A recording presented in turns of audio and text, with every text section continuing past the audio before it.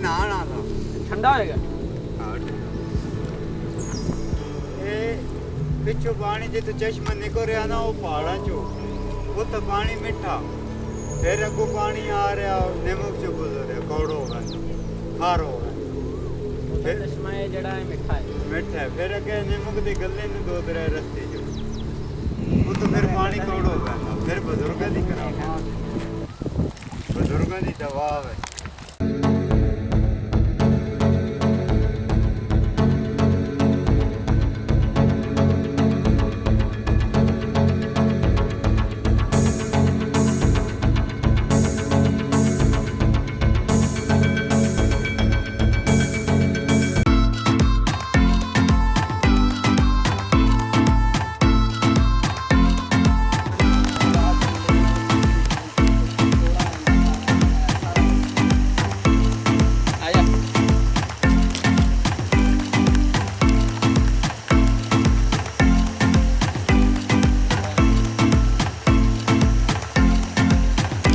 जान बावे पीर करम शाह दी दरबार दी बावे पीर करम शाह दी नगरी दा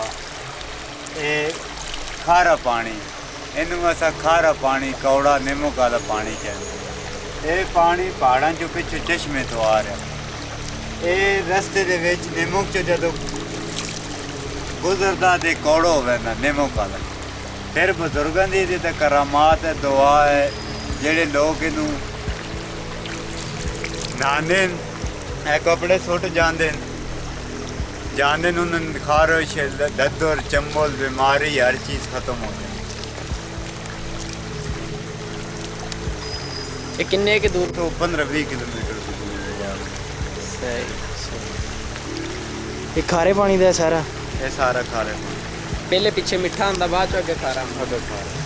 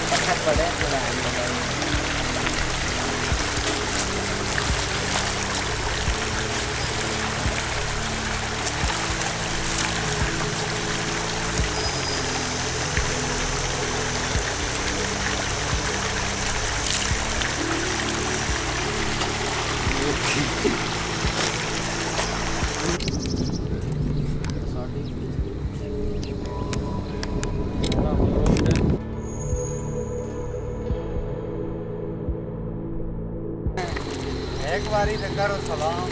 तस्वीर लमी हैं वो जुगार करना आपने सलाम करो बहुत तस्वीर लमी वो सानू फिर